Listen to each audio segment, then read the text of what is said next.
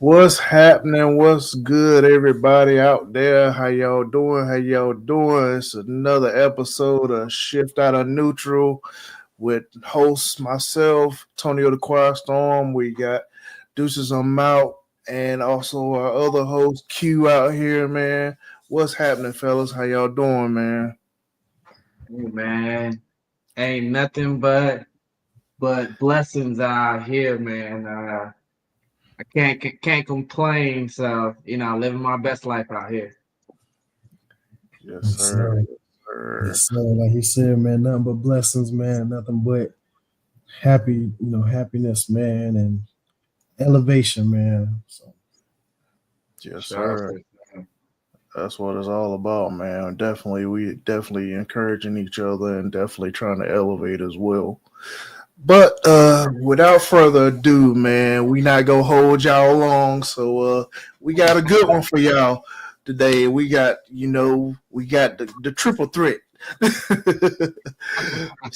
so we got the JDM versus Euro versus the American Muscle. Which one is reigns supreme? So we gonna get into it. We got all three of us, man. Go definitely talk about each of them, and we gonna get with it. And while we doing that, y'all let us know what y'all like in the comments as well. So we gonna start off with let's start off with Euro, man. Go ahead, Q. Go ahead and let them know what's what. Yeah, we'll do a little Euro. I got a little notes over here, but so I guess I kind of the Euro guy. I'll say I kind of fell into that. I kind of had all of them at one point. With the exclusion of Japanese, I never had any Japanese car. I've always liked the Nissan GTR, but I just never pulled a trigger on one. So we'll go from there. But had a Charger at one point. Um, but yeah, right now I currently have an M3. So you go Euro. And for me, to be honest, like the main reason why I went Euro was just simply because um maybe we should start off basically the difference between, I don't know if everybody know the difference. I mean, we could just go basic. The difference between Yeah. JDM, Euro, muscle cars. Muscle cars, I think people will pretty much know. It's things like the Camaro, the Charger, V8. Muscle cars is really more of an American thing. So it's not really I'll say an overseas kind of thing. It's just big raw performance. You got the Charger Challenger, things like that. And then Euro, pretty much I kind of consider JDM in that Euro, but it's kind of its own thing over the years. But anything overseas, German, Italian, British kind of things like that. And then JDM, Japanese, domestic market, Japanese cars. So that's just to break it down, very basic. Obviously, you can get into deeper than that. But for me, I just go to Euro simply because it's easy. If I'm really being honest, it's easy. You got the perfect balance between speed, tech, and really luxury. And what I say about that is mean that you get the perfect horsepower, and then the right amount of luxury, and then the tech as well. All three of those are important to me. I don't need necessarily very high-end tech, but you usually get the newest features. They're always pushing the boundaries of what tech is out there, just in cars in general, more than just the usual backup camera, blind spot monitoring, automatic braking. They're doing crazy stuff like they give you 256 colors, Mercedes, what I'm saying, ambient colors, or or they give you all types of crazy screens in there. Sometimes they call it gimmicks. Some stuff obviously you don't need, and we'll get into later. Some of that stuff may not be the best for you, but then like I said, you get the performance of the stuff too. So you usually get the perfect balance. You may not get nothing crazy 700 plus horsepower like you get in maybe American Muscle, or you can get a Hellcat, Demon, something like that. All out raw powered, but you get enough, what I'm saying? You move out. What I'm saying? You ain't no slouch out there. You know which one you get, but then you get the luxury as well. So although performance cars, been known to and I stick more on the performance side, but performance cars are known to be rough on the ride, not family oriented or anything like that. So but nowadays, you have stuff like my G80M3 that's one best in class for years, came out, and you have comfortable riding. If you want to go fast, you can go fast, but if you just want to cruise down the road, you good. Put it in regular comfort mode, and you ain't got to worry about it. You got nice bolstered seats. You got heated and ventilated seats. You got perfect air conditioning, all different types of stuff, all the safety features that you can love. You going stop and go traffic. If you just driving to work, you can put on cruise control. In my car, you can turn on it'll drive itself as long as you're looking at the road. So so yeah, it's just that perfect trio of stuff all together that you can get in a car, and you're not having to sacrifice one thing or the other. If you got speed, you don't have to sacrifice luxury and tech and all different types of stuff. So and then they always got cool name badging. With the exclusion of American Muscle, but you got M cars, AMGs, they got Black Series, RSs, GT3s. It just always, if you say you got any of those, it always just sound cool to me. So it just sounds cool to me. You ain't even gotta be a car person to be like, oh, you got an AMG? Oh, that's what's up, so yeah. That's my thing. In BMW, it's a little extra. I stick with BMW simply because I think they give you the best bang for your buck of all three of them. Audi and Mercedes is good, but Mercedes usually more on the luxury side. They usually give you more luxury than I say they for their performance cars. It's a luxury car that they give you some performance. BMW gives you performance and then adds luxury to it later. So they lead with that, and then is usually a balance of all of them, but then their price points are just ridiculous for no reason. For what they offer. So that's my thing in a nutshell of my little case. But yeah. I digress. Speaking of AMG, speaking of AMGs, man, they owe me a check because that's my initials.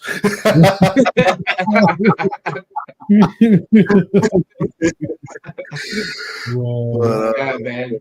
One day, my my dream Mercedes is a G wagon. So I want an AMG 63, just because it may not be the fastest, but I always love the G wagon. So it ain't about being the fastest. You riding in luxury there, so that's one of them cruise mobiles. yeah, it don't matter what year it is. Every time I see a G wagon, I'm like, man, that's a G wagon, man.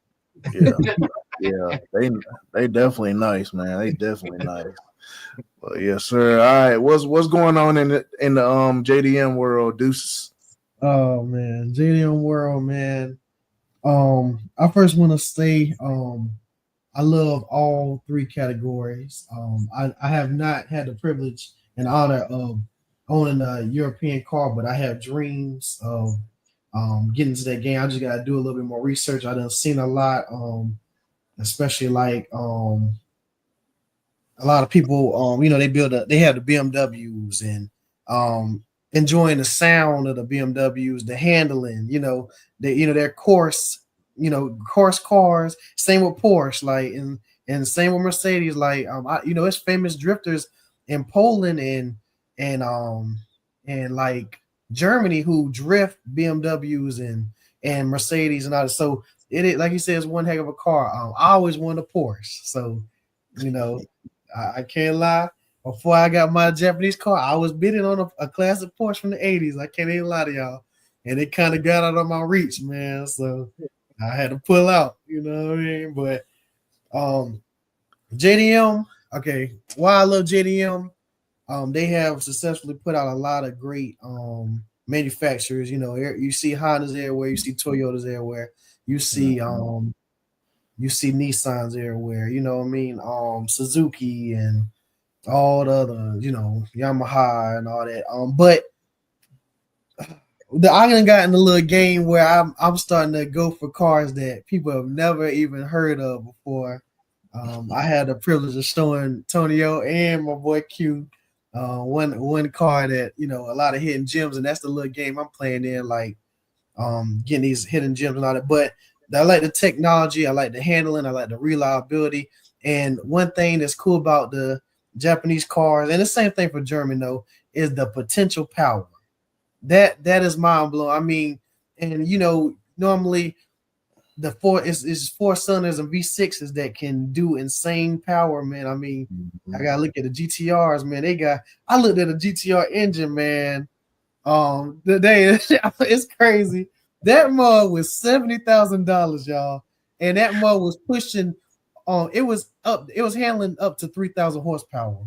Now I didn't even think an engine could cost $70,000. That ain't even the car. That's the motor, and it guarantees to handle 3,000 horsepower, and it was a V6. So, the potential power is crazy. I mean, they got Honda engines, the K series that can handle up to 1,000, which y'all didn't know were in like TSXs and RSX, like the luxury cars.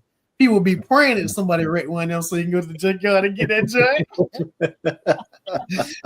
So yeah, I love the technology.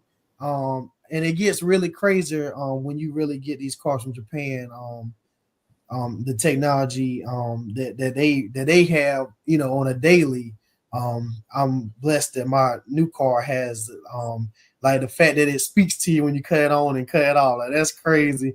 I got this daggone Autobot radio that when you cut it on, it pops out and pops back in. And all like crazy tech. It even comes with a toll thing, which I know it won't work here, but it's still, when you play the Japanese games, it's pretty nostalgic, like how you have the toll thing and you got your little card in there, and you go through the tolls, and go ahead, you just come through, and they'll send you a bill in the mail and all that.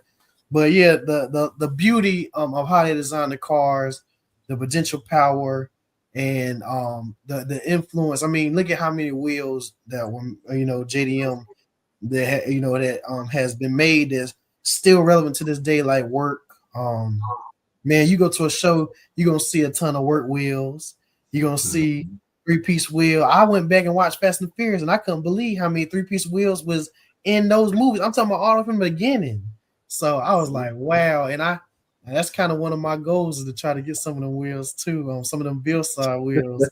They're hard to find, but the value too, God. The value when you get the old school JDM, like a lot of old school JDM stuff holds so much value. It's crazy, Yeah. man. You be sitting on a gold mine when you get those pieces. But Yeah, I that's the love biggest thing for JDMs as well is that like I mean even more so than like Euro cars is like, you know, high revving, you know, the tuner friendly thing is just I mean, that's why I wanted a Nissan GTR, like because I always saw them just going down the track and you know demolishing things. And I mean they look cool and all, but like I just be like, you know, I see them at a track, they blowing and something like that, and they be like, man, yeah, 2,500 horsepower, 3,000. I'm like, bro, ain't no way. Like, like, I wonder what it feel like to be in an engine like that, you know, going that fast with 3,000 horsepower. Like my G80 has over 500. And I'm like, bro, I feel like that's fast. yeah, I mean, I still want to tune and stuff like that, but like, I can't even imagine, you know what I'm saying, being in a Nissan GTR and you pushing 1,000, 2,000, 3,000 horsepower. Some of them just be pushing higher than that. yeah, So yeah, them just is, you know, it's just crazy. And it's like you said, like a lot of them, my biggest thing like with JDM that I liked as well is I felt like, I mean, with the exclusion of Nissan GTRs, because them jumps is stupid expensive. Like how many when I went to the Nissan dealership and built one out and they was like my like 250 grand for a Nissan GTR, and I was like, bro, no. like, you know what I'm saying? And even the used, I was looking at the used ones, and they still wanted like 70, 80, 90 grand for a yeah. used To Nissan this day, GTR with a ton of miles on it. I'm like, to this bro, day, on Carvana, they like 70 to 50K, y'all, right now. yeah, like so you know, maybe like the like really old ones, like maybe 2014 or something like that, or you know, other Nissans, you know, JDMs, Hondas, and Type R and stuff like that, maybe a little more affordable price range. Because that's the thing too, like other than like Euro cars usually you get like in the higher price points, and then they don't hold their value very well. And then JDM they usually hold their value very well. And they have usually more affordable entry levels that you can get into. And you have so much, you know what I'm saying? You see somebody in a Honda with their laptop. like, you know what I'm saying? Like, let me you trying to race, man. You be like, man, I see that laptop in your passenger seat. And it's the killer. Y'all didn't know this, but a lot of Hondas, they got all-wheel drive conversion kits. Yeah. The mug already weighed 2,000 something pounds, man. That's another thing that the JDMs are real lightweight too. So when you put some power to it, you got an advantage. That's the thing that lightweight. That's a lot of them, you know, so well the drift culture. You know, a lot of people be drifting them, you know, like especially the Nissans. You got like the 370Zs, 350Zs, stuff like that. They built a lot of those into drift cars. I know, like in Forza Horizon and stuff like that. If I'm thinking about building a drift car, it's usually a Nissan. So it's just like the first my first thing when I get to drifting. But I saw some stuff in like where they drift in Japan through like mountain tops and stuff like that. They be crazy out there. Like they be drifting up mountains, down mountains, around mountains, like in broad traffic and everything, just like the movie. Tokyo Drift. It was real. It's real, y'all. If you don't believe it, I'll see the clips on Instagram. It's real. But I got love for muscle cars too, man. And it's crazy. I gotta talk about it because if you know about drifting, you know, and you go to events, you know that they LS swapping drift cars, man. They putting them LSs in these drift cars because the LS is just ridiculous. I mean, potential power, reliability, you can't beat it, man, and sound. And sound goes a lot, man. If you don't like a lot of speed, there's German cars that sound amazing to cruise in. You got your muscle cars. My first car was a false body Mustang, which is also a lightweight dog. If you really put money into it, so I got love for classes. I want a GNX. So I got man, I'm all over the place. If I was rich, woo, boy, Man, my collection man, is so man, versatile. his yard to be full of everything. I just got love for cars in general, man. You just gotta do your research and know what you're getting in, and knowing the ins and out and what you can add and what you can do. And even if it don't go fast, if it look good, Yeah, I cruise it. You know what I'm saying? It's a lot of German and JDMs and American Muscle that just worth cruising in, man. yep, And y'all won't believe this too. Them Japanese people, they be importing classic American muscle cars. Because when Yeah. I was looking at the yeah, auction, yeah, when I look yeah. at the auction to get my cars from overseas, they got muscle cars on there in the unknown category. The other category, you said the other, and all you see is American muscle cars, man. So yeah, they be loving it too. You look at the meats and stuff, they be posted up with the classics, man. So it don't matter what category, there's beautiful builds that people just Yep, made in the rolling masterpieces, man. You gotta appreciate yep, it. yep, That's all I gotta yep, say. yep, yep. And Yeah. we gonna since we talking about American Muscle, let me go ahead and put my 2 cents in here. The Cleveland American Muscle guy, you know. Yeah. As y'all see, y'all see. But Yes. I mean I love all cars to be honest with you, man. But I've never owned. I ain't gonna say I never owned a JDM because my first car was an '85 Nissan Maxima. So I ain't gonna say it. I ain't gonna say that I ain't never owned one. But Man, them Maximus used to be running. That used to be Yeah. the car. yeah, yeah. I love that car. I mean, matter of fact, I had that my very first car was an '85. And then I also have owned a 2000 Nissan Maxima as well before. So I can't say that I haven't owned anything else besides muscle cars.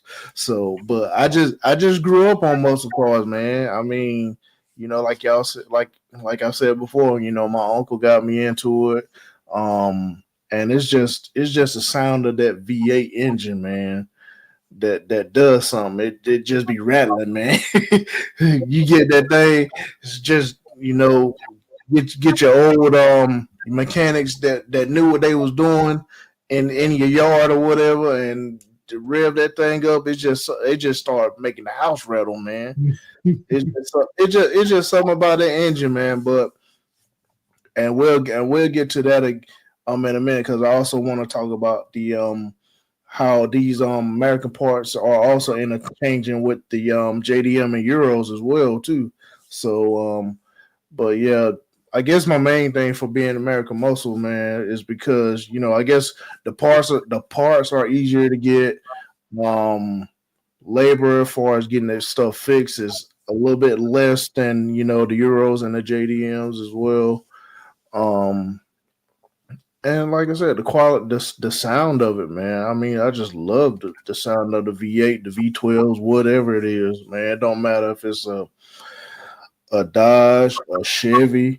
Hey, them heavy Chevys, man. That's the joint. Yeah, Yes, I man. think that's the thing too, is that like I think that because they're American, it's like if you really being honest, like American Muscle. I said American Muscle because like I said, it's really muscle is really an American thing, Yeah, yeah, and that's us. I mean, if you really think about it, like us as Americans, the United States doesn't really have a lot of cars to be proud of globally, or right, even just like right. brands in general. Like, everybody. I mean, if you're really being honest, most cars are made overseas. Yeah, yeah, Just Euro, JDM, KDM, all the other one. Like, there's a ton of brands that we don't even cars, models, and brands that we don't even get access to over here. yeah, Even yeah, companies like Audi and Mercedes and BMW, they make cars that we would never see over here, unless they get right. old enough to be able to be imported over here. Yep. And I think it's cool that American Muscle is what people grew up on. Yep. Like, I Yep. give an example, like, Chrysler just turned 100, this week. And it's like, dang, 100 years. Mhm. If you think about Ford and Chevrolet that puts out and Dodge as well to go with the Chrysler that put Yep. out that muscle, and it's about presence. Like for me, I remember, I remember in 2015 when the Hellcat came out. I wasn't a huge fan of the Hellcat because I was like, oh man, it's cool. But like then the wide body kit came out in 2020, and I was like, ooh man, that's the bee's knees right there. But even to this day, man, like the interior is what it is. You know what I'm saying? I still think that like they could have updated the interior after all these years, but I understand. Don't fix what's not broken. You know what I mean? I understand. Right. Right. But like at the same time, like you see a Hellcat, you see a wide body, and it ain't even gotta be a Hellcat. You see a wide body, man, that thing just and that it fire up. Yeah. It's just something about a V8. Like like in the Euros, they got V8s, obviously. But then Yep. when you added turbos to them, it changes the tone. I'm not saying they don't still sound good. You can't put an exhaust and stuff on there, but it's just different. And that big, loud, aggressive, and affordable. You can actually, yeah, it's still expensive because it's a performance car at the end of the day, and cars are just expensive in general these days. But you can get the parts; they're made here. Like it's just. You could probably, to be real, it's sad to say, but you could probably find a wrecked one somewhere where you can get the part for an affordable price. Yeah. You can go to a junkyard and get a part or something like that and not cost you an arm and a leg. And not so much now, but used to, they were made out of metal. And so you used to be able to get in an accident and not your car won't be fully totaled. You know what I mean? Exactly. You get a little fender bender, you get out, you be like, you good? I'm good. All right. You know what I'm saying? Like nowadays, it's not that way. You get in a little accident, they trying to total it out at this point. Yeah. They ain't made out of nothing. Yeah. Them boys disintegrate on impact, boy. But yeah, like American Muscle, it just give you that. Still to this day, like I miss my. I remember I used to, and I just had my little RT. But I remember I used to go outside and remote start my junk, and it used to shake my apartment. And it just and that thing rumble, and then you get outside and you see that thing shaking. You know what I'm saying? You get in there and pull off that thing and go, you know what I'm saying? Get on down the road. Or you cruise up to a stoplight and hit that jump downshift. Man, boy, it wasn't even about how fast she was going. It was just the exhaust of the thing, and that's something that you just don't get from, I would say, any other brand. Not saying that Euros, Japanese, or any other don't have decent sounding exhausts, because we all know like Nissan GTR from the factory sound good. Factory. But it ain't nothing like a V8. You remote start that thing like, and me, I'm a huge fan of like the Shelbys, Shelby Mustangs. Yeah, them Mustangs too. I like the Camaros, but the newer ones, the visibility wasn't that great. And I would include stuff like Corvettes and stuff like that, but I kind of feel like they're more sports cars than muscle cars. So when I'm thinking about a muscle car, I'm thinking about what would Dom Toretto actually drive. What would he actually pull up in? He definitely gonna have that Challenger or whatever, or Charger with that big engine sticking out the front of it. That thing breathing and it's sucking in all that air and just shaking at the light. Right. Yeah, that boy mean. He done had some mean cars, man. Some mean classics. It made, like, the thing about it is those movies, like I say, made American Muscle. Like they brought back American Muscle for me. Like I was like, man, that's American Muscle's cool. But in those videos, I'm like, man, them just the way they pull up, man. Just, and then the supercharger, so they be adding. I know people nowadays be adding like turbos to the muscle cars nowadays or whatnot. But when you think about it, like you said, Deuces, remember when I was younger, my uncle had a Fox body Mustang. Man, I thought that was the coolest thing in the world, man. Like, it didn't make that much horsepower, but it sounded good, fired up. He had the big wheels on the back. I mean, it hit different. Them jumps was light, and they Yes. moved out. They Yes. moved out. Yeah. Like, State troopers used to use them for state trooper cars back in the day. They were that bad, man. Yeah, they Mustangs. Yeah, yeah. yeah, Because back in the day, I mean, it was Mustangs and Camaros basically. That What's right crazy there. about these Japanese cars too is, and I've been looking into it. They combo charging these JDMs now. That means they got the supercharger and the turbo. Them are sneezing and whining.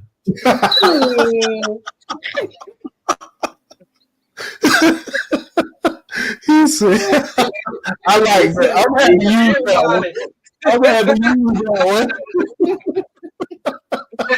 That's a good one. I ain't heard that one. That's a good one.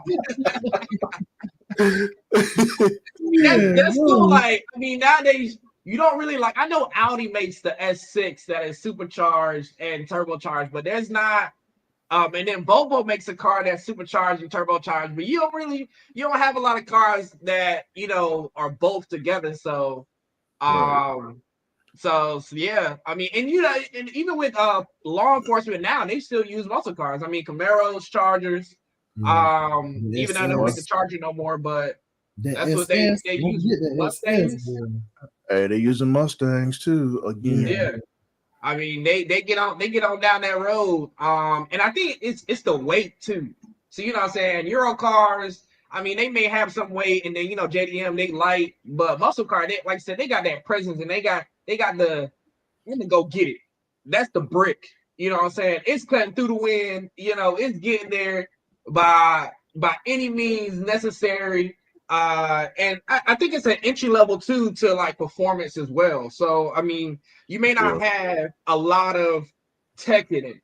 Because I mean, really think about it. I mean, other than the redesign, what I would kind of say the Mustang kind of fell off. It's not necessarily a muscle car anymore. It's more of a sports car these days. But if you think about the Camaro SS before they stopped making it, it had some good tech. And then Dodge, they just had the basics, the automatic braking, the blind spot. That was pretty much it. You better know how to drive them. Like it's just what I mean? It's between you and God. Facts. And look, I found out this too. If you can get one of them police cars from an auction, they come with a little bit more than meets the eye too. I mean, I saw one time. That one was they got all-wheel drive Chargers. I'm like, you ain't running that. The police cars come all-wheel drive. They all-wheel drive RTs. With the chip. So, because I seen the SEMA build that they took the all-wheel drive RT. They took out the RT engine and put a elephant engine in there.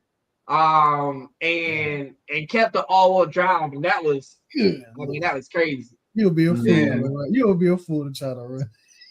Yeah, like you ain't getting away. You ain't getting away. Yeah. I mean, if you're really being honest, the only reason why like people really, from law enforcement get away is just simply because like it's law enforcement is limited. They're usually top out about 150, 160, somewhere around there. So if you go on anything faster than that, like, I mean. We're gonna put the helicopter on him. Like, it just is what it is. Most of the time, though, they're also concerned about people's safety as well too. So that's why they kind of back off if they got somebody that's going that amount of speed. Yeah, because obviously they get performance, defensive driving, but they don't get that kind of. Driving. And I think that's why they don't do like European and JDM cars as well, because that takes a different type of like driving skill. To drive those type of cars the way they need to be driven. But yeah, without us getting too into the weeds, we still need to talk about the downsides of JDM Europe and muscle car before we get out of here. And I'll start again with the Euro. The main things is high maintenance costs and complex electronics. Now, I could say but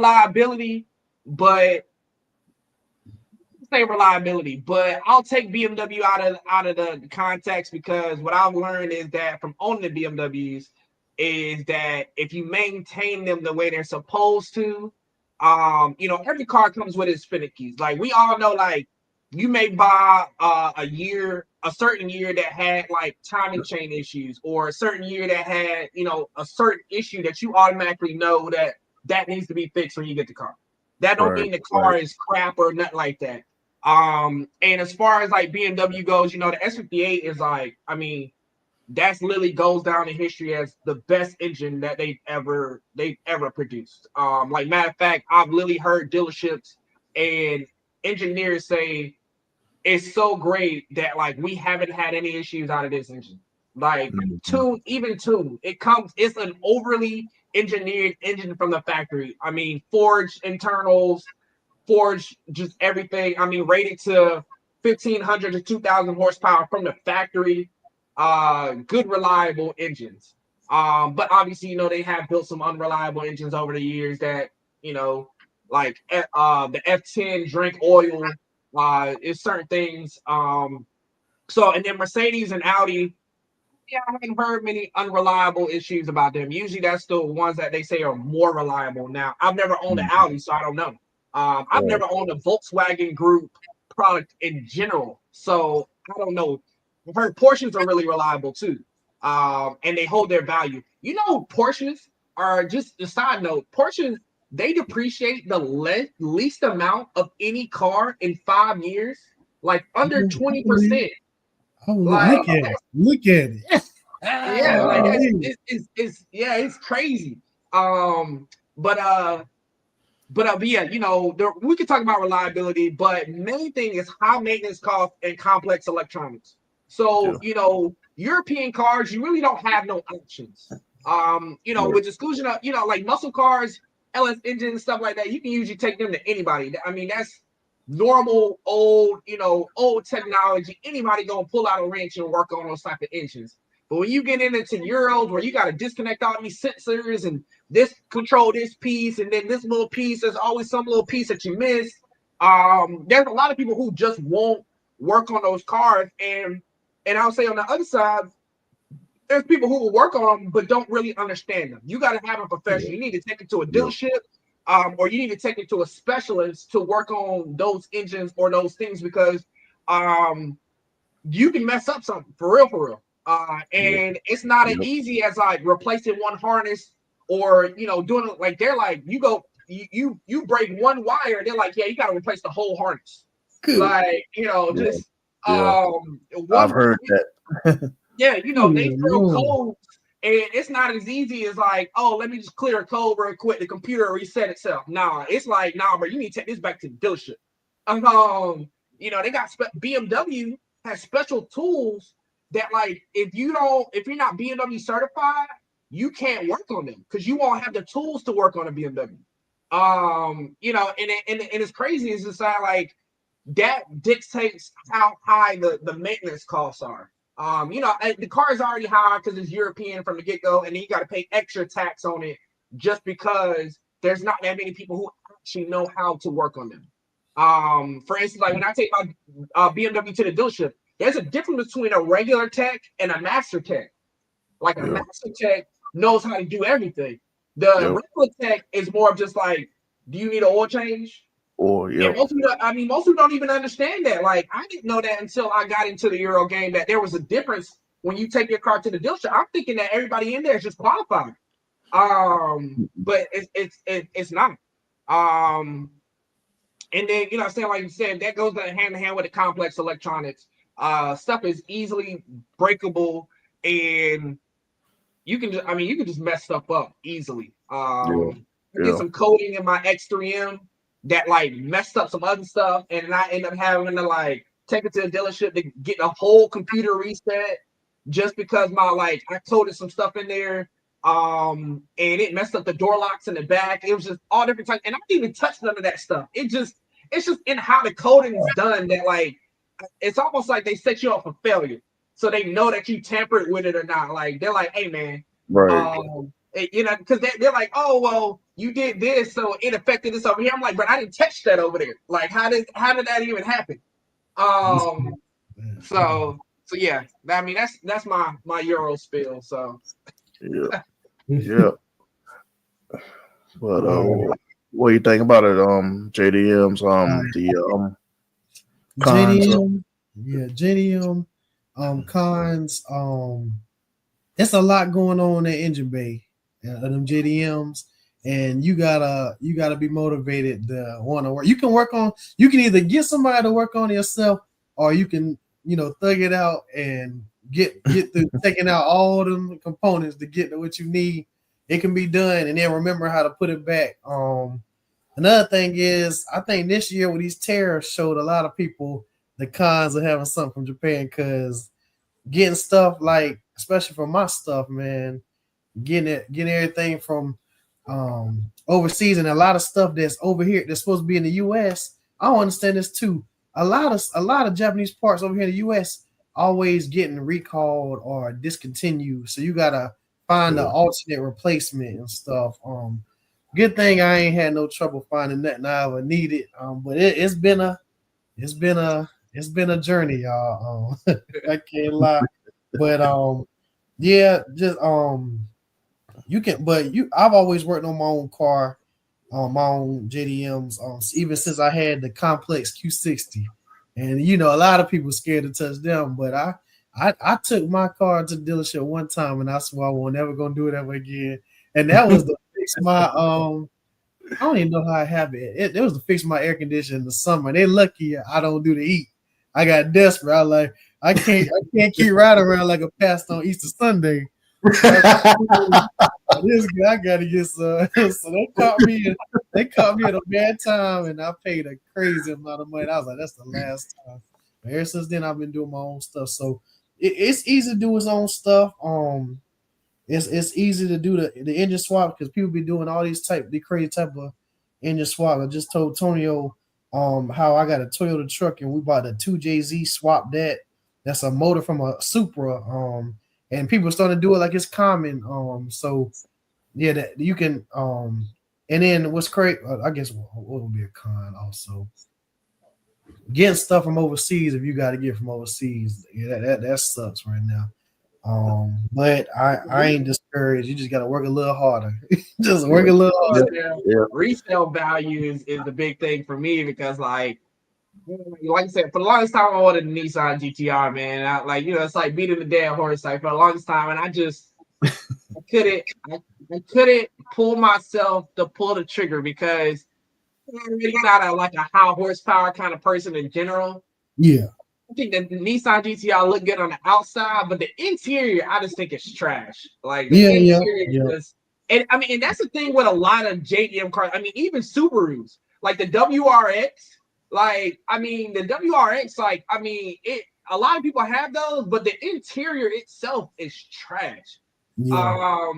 And unless you get a certain model though, like okay, you said a WRX, you got to get an ST if you want top of the line. The ST, like I was looking at the STI, but even the STI, like it wasn't.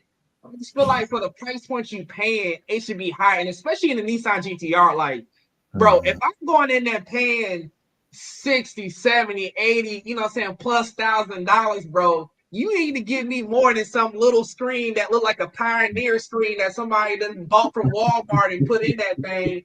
And then my seats barely got any, they just looking like some bucket seats in here. It just looked like all y'all did was create a nice body. It was like, dang, we need an interior. And let's put some racing seats up in there. Yeah, that's another thing though. A lot of them cars, they knew people was gonna gut them out, and it's like they kind of sneaky with how they release these cars, and they know like, okay, people ain't gonna care, but they gonna gut it, they gonna drag races anyway. They sneaky with it. It's like the Q60 that I had. They could tell the car didn't come with no spare tire. They knew that this mug was gonna be a race car. You know what I mean? So they know. That's the thing. I watched engineer for the Nissan GTR. He was like, yeah, we built it for like tuners and stuff like that. And I'm just like, yo, bro, you need to lower that price. And especially in resale, because like people be like I literally saw a 2014 Nissan GTR. That junk was a rebuilt engine. It was pushing like 2,000 horsepower, but like dude had done all this work to it. He was talking about, bro, I kid you not, he wanted $180,000 for the car. Like, and I was like, bro, like I understand you did all that work and you want to get your money. You know what I'm saying? I understand. But bro, nobody's not I ain't paying gonna say no. I ain't gonna say no because some goofy gonna do it. Some goofy gonna do it. So I ain't gonna say no. Now I wouldn't. You wouldn't. We all agree. Somebody will. Somebody will. Like, I mean, for 180 grand, I can buy a whole lot of car and probably some car that'll smoke that junk. Like, hey, I tell people it's if it's worth it to you or not, man. Spend the money if you feel like it's worth it, but don't regret it because once it's gone, that's it. Right. Yep. But I would say, as far as American Muscle, the cons of that is, I would say, the handling, the way they handle. Pretty much, a lot of the American Muscle cars are pretty much just for straight. You know, you going straight down the highway or straight down the drag strip or whatever. It ain't used to having, you know, your curves and stuff. It ain't made for curves. So that's one thing that is definitely the handling power of it, because they sledgehammers. They built to just, you know what I'm saying, get on through there. Yep. Yep. Yeah, so that was the biggest thing for me. When I had my Charger, I was like, I love my Charger. I was like, the only thing is that like I didn't feel confident enough to take a curve. Like I just didn't. Like, I mean, in my X3 in an SUV, stock form, no lower, none of that. I took some very sharp curves at 60 plus miles an hour. I couldn't do that in my Charger. You know, so you ain't doing that. You going off the road for sure. You going off the road. It just ain't made like that. Which is fine. You know what I'm saying? Let's be real. Most muscle cars are made to go down the drag strip. Yeah. You know, to each his own. Yeah. And then you got so another thing they liking is, like you talked about, the Euros, the technology.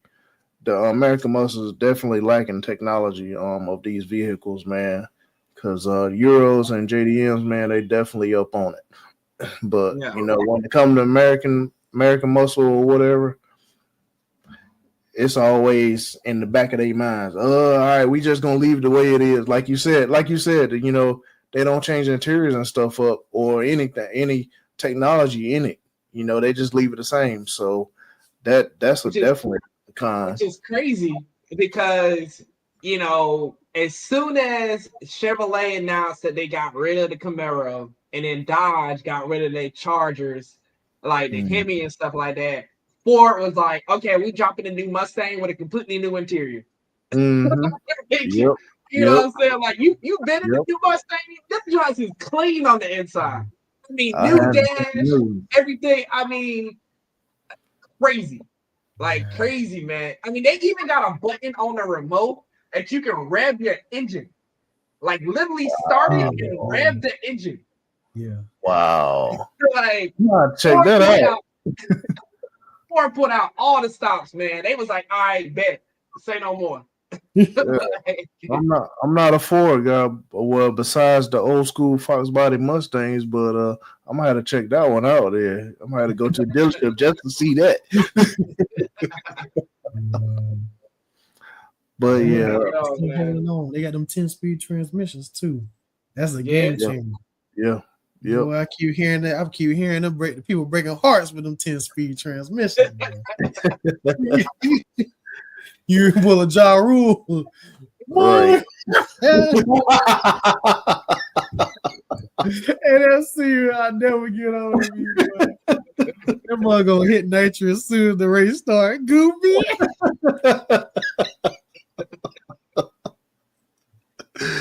Oh man. Oh my god, man. But yeah, I know we covered a lot. I know we still got a lot to talk about, but we running out of time. But we gonna definitely continue to talk in the next episode. And definitely try to get into it, man. Go take a deeper dive into them. So this is just the intro of JDM Euro and American Muscle for y'all. Like I said, y'all just leave it in comments, what you prefer to drive. American Muscle, JDM, or Euro. Leave in the comments. We want to know. Let us know and why and why. So we definitely want to interact with you all. So definitely leave a comment down below. For sure. But yeah, we gonna go ahead and take this to a close. Q, what's your closing words, man? Let's see. Closing words. Life's too short to drive boring cars. I leave it there. I like it. I like it. Yeah. Deuces, what you got, man? What's your closing words, bro? Man, y'all tap in with your boys, man. We putting y'all on game. We know a lot, man. We done seen it all and done it all. We still doing it, y'all. So tap in, man. Comment, subscribe, like, and talk to us, man. Cause we want to chop it up with y'all. We care about y'all. Y'all For matter. sure. Spread the word too. Tell them about the game. Sport is free 99. Yeah. Exactly. And my closing words, man, y'all, as I say on my videos, man, you can do anything that you set your mind to, man. So don't say that you can't do it. So, it can be done. As long as you put your mind to it, take your time, don't stress yourself out about it. You can do it. You can do it, man. Yeah. So just let y'all know we are cooking up something big, but we ain't go announce that until we get some more details and stuff. So y'all just stay tuned, man. Just stay tuned because we definitely coming out with some big stuff. So but other than that, man, we definitely appreciate everybody who watched this podcast today, man. Fellas, I definitely enjoyed it, man. Definitely enjoyed it today, cutting it up with you all, man. We definitely look forward to the next one. Peace. So we gonna holler at y'all later, man. Yeah.